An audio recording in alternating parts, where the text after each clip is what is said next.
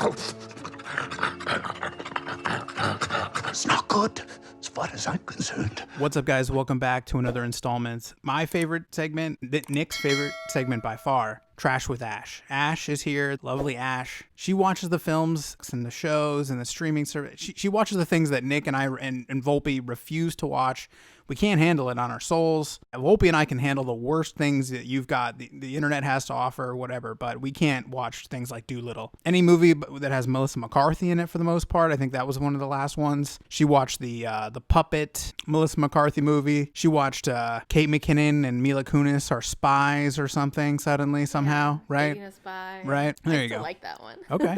Yeah, so this doesn't necessarily mean that she won't like this movie. We just, Volpe and I and Nick, we can't handle it. We refuse to watch it. So Ash, she watches these films. This week's installment, we've got Dolittle. It's been out for quite a while. It wasn't quite in production hell, but while it was in production, it was in hell. It had constant reshoots and rewrites and all kinds of stuff. So Stephen Gaghan wrote it and directed it, which was an odd choice for me as the guy who did like Syriana and he did Traffic. Do you remember Stephen Gaghan? Do you remember watching Entourage? And he kind of like appears as the guy that comes in and helps them rewrite the Medellin script. Do you remember that? Kind of. I mean, I know Traffic, and that's kind of shocking. I didn't look up those facts that he made this movie. Because Volpe was telling me he had never done anything with CGI before, and this is a very heavy CGI film. Mm-hmm. So that's an odd choice. He's not really a comedic director or writer. He wrote like Havoc with Anne Hathaway, The Alamo, I think. He's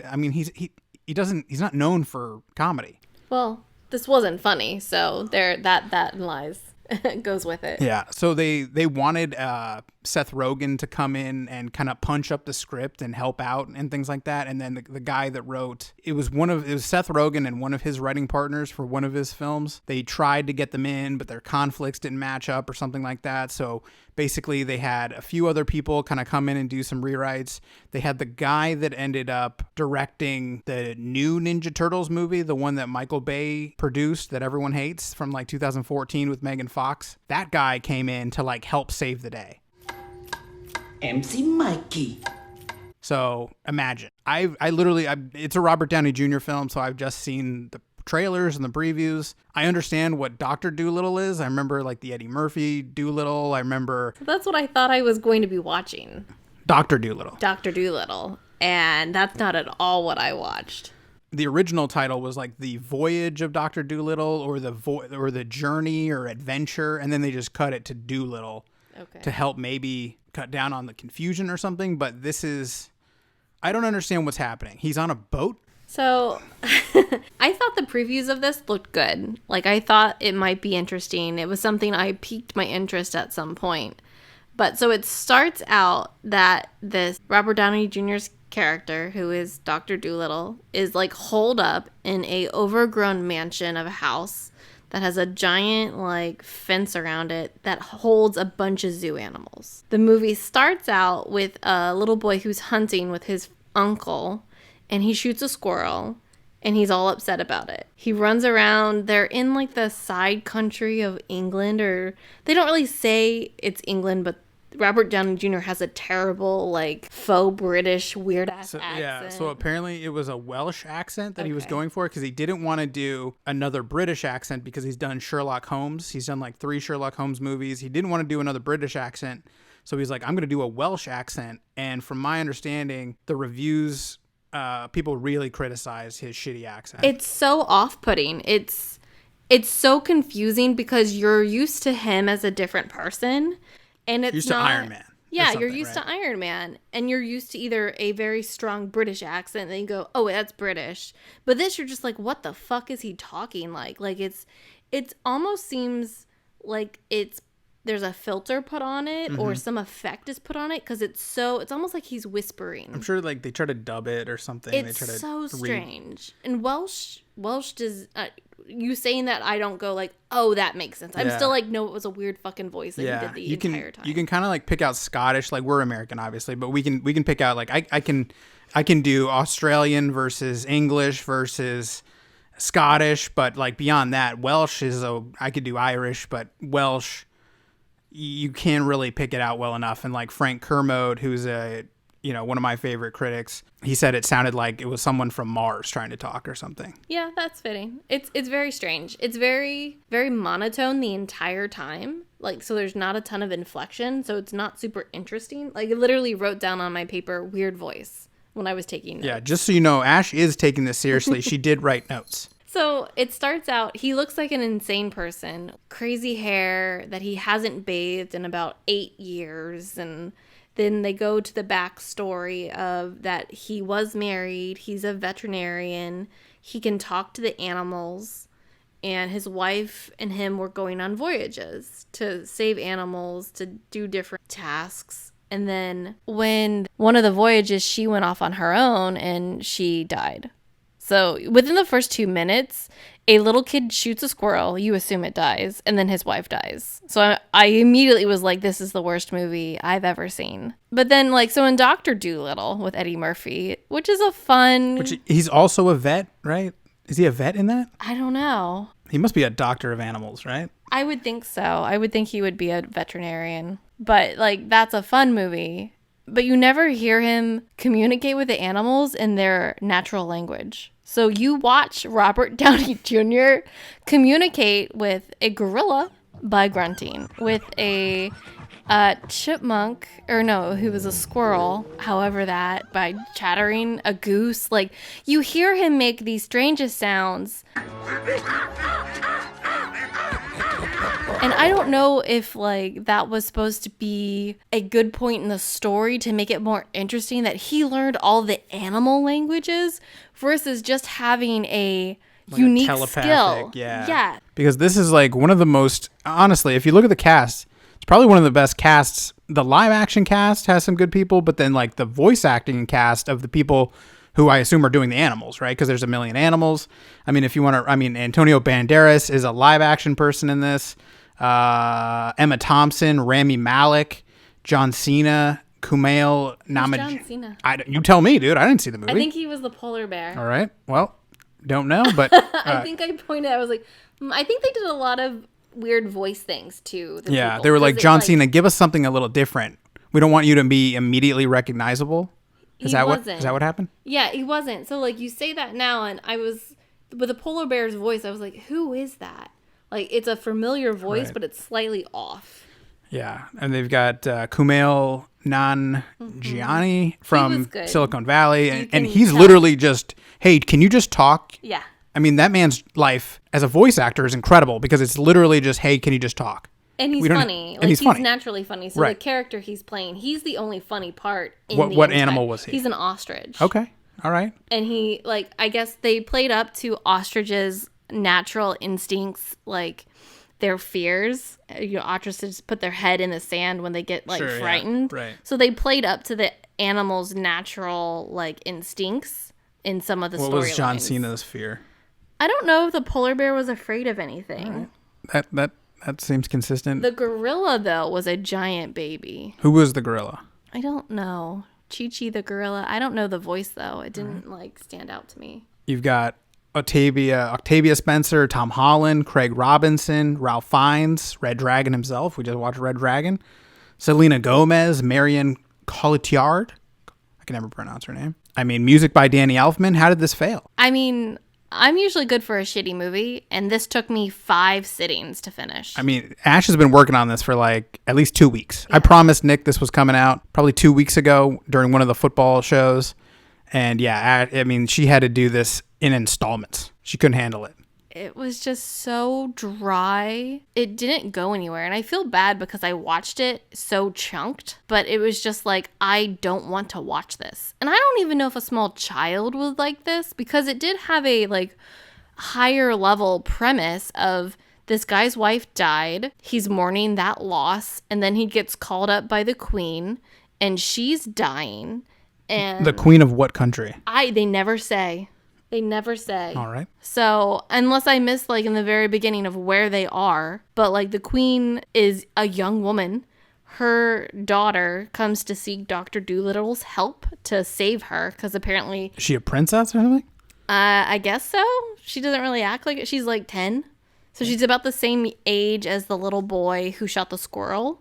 So at the same time, a little boy is trying to find someone to save the squirrel he shot, and this little girl is going to find Dr. Dolittle to save her mother. So they meet. Is she an animal? No, well, why would Dolittle be able to save? Exactly. Okay. Is this explained later on? No. She So just assumed queen- you're a doctor. You can help the queen of my country. So the queen requested Dolittle when she was getting sick. And I don't know if Dolittle used to help her animals all the time, but I guess she was the only one she trusted. Okay. It doesn't make sense. He's a veterinarian. He's not a human doctor. He's not even a mob doctor. No. So, that never makes sense. And then he figures out by talking to the octopus that's in the queen's room that she's been poisoned. Okay. He was a witness. So, yes, the octopus was a witness. Some of the other fish, he puts goggles on, puts his head in the fish tank and blows bubbles at the octopus. It's so strange because in Dr. Dolittle with Eddie Murphy, it's mostly in English. Right. I would say 50% of the conversations with animals are in an animal language. So are you not following what's happening because they're not responding, or are they responding in English? Is Tom Holland just whatever he is? I don't know. Is he a squirrel? Is he a dog? But he's talking, right? I mean, Tom Holland. Imagine paying George Clooney. This is a great South Park story, but South Park, when South Park was coming up, they had all these people that were ooh, I want to do a guest spot. Jennifer Aniston was on South Park early when they go to Costa Rica, right? But Jerry Seinfeld infamously wanted to be on South Park, and they were you can be a turkey and you're just going to go gobble gobble. And he turned it down. But then George Clooney was oh, I'll do it. And they were well, you're just going to be a dog and you're going to go ruff, ruff. That's all you get. And so George Clooney agreed. I think he's in the movie or something. He's a dog in one episode. I literally can't tell you who Tom Holland is in the movie. They said he's Jip, and I don't know who that is. All right, I'm going to run through. Let's see. We've got Chi-Chi the gorilla, Yoshi the polar bear, Plimpton the ostrich, Dab Dab the duck, and Minnie the sugar glider. They were the main animal characters. I'm surprised they don't have the bird. They have a parrot that was his wife's parrot, and she was his Jip Jip's the dog. Yeah, there you go. Tom Holland plays Jip, a loyal dog who wears glasses. Who is not really in the movie very much. You can't afford him. I mean, he gave you maybe an hour in the studio. I don't know if it was even that. That's Spider-Man money. You know what I mean? Yeah, this bombed. Bombed hard. Big names. Yeah, a lot of big names. I mean, budget was what, 175, and it made 245, which basically doesn't even break even. So it needed to make 500 million to break even, not even make Universal money. So it lost the studio $75 to $100 million. Yeah, I mean, the plot of the story is so disjointed that you have several stories going on and none of it's interesting.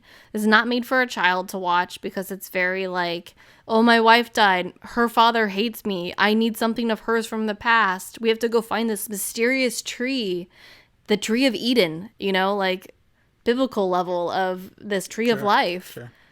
And that's their quest, is to find this tree of life to save the queen from dying by being poisoned by one of her loyal people. This sounds like the plot of The Fountain, but not nearly Darren Aronofsky enough, Yeah, no, quite boring. The biggest part at the end, which was interesting, is I don't even know if this was interesting. It's more disgusting. They found the place where the tree of life was. It's being guarded by a dragon. They wake the dragon. They find out that the dragon has a intestinal impaction. Mm-hmm. So they need to help the dragon because it's slowly dying by taking stuff out of its butt. I did read this. I read this on the Wikipedia page that this is one of the most, they pull up, I don't even want to, I don't know. We're trying to keep it pretty spoiler free, but and I'll leave it for you guys. If you guys decide that this piece of shit is worth your time, feel free, and I'll leave that little chestnut for you to find yourself. But I did read what they end up pulling out of the dragon's ass, so it was not met well by critics. Yeah, I would not recommend watching it. It is not worth your 2 hours. It's 100 minutes. Okay, it felt longer. This should have been 80. Yeah, if that. It would have, if it was funny, if you had some more animal characters that were actually funny and Robert Downey Jr. didn't sound so off-putting, maybe it would be a little interesting. The CGI is good. Like, visually, it is a pretty movie. But the storyline is somewhat shitty. And I don't even think a child would find this entertaining. They would be bored. They'd be like, what's going on? Oh, look at the cool panda bear. Or not panda bear, polar bear. Yeah, I feel bad for just like all the divorced dads that had to take their kids on like their one weekend, you know, every other weekend or whatever, and they wasted it. 100 minutes of it with Dolittle. It's not even worth, like, when you have Disney movies, at least they throw some tidbits in for the parents that, you know, they find funny. Oh, it's slightly a little bit like got risque, a crude almost, crude jab or risque, but like, I don't know, in the end, like, the whole moral of it had a moral of the story ending, and I'm just like, really this is where we're going with this? And it's just like, helping others helps yourself, and you're like, wow, I want this time back in my life, really do. Well, there you go. So hopefully we hope you guys have learned to steer clear of Dolittle. But it's on HBO Max, you know, HBO Max the God. We love HBO Max. So, you know, if you find you have some time to kill, there's plenty of good shit on HBO Max to watch as opposed to this, right? Yeah. But Ash is committed apparently to watch a lot of holiday exclusives on Netflix and stuff. So keep an eye out for that. She's going to watch a few different Netflix movies. Nick has already watched a lot. He's like a low-key lover of weird Netflix romantic comedy, holiday nonsense films that I can't be bothered to watch. So, you know what I mean? So keep an eye out for that. Maybe we can get him out in on the collab. Who knows? But we'll have more lovely content from the lovely Ash coming as we have a little bit more time freed up on the, you know, do the holiday schedule. So thank you guys so much for checking this out. We appreciate it. Love to have Ash on as always. Keep an eye out. Nick and I are doing the football preview shows every week. I'll wrangle Volpe at some point. We'll watch some stuff, see what he's up to. It's a weird time just because movies aren't coming out, so we're kind of reduced to watching, you know, whatever is up on the streaming services. It's kind of an interesting time, but thank you guys so much for listening. Check out thedisorderly.com. Please like, share, subscribe. We appreciate it. We'll talk to you next time. Thanks. Bye.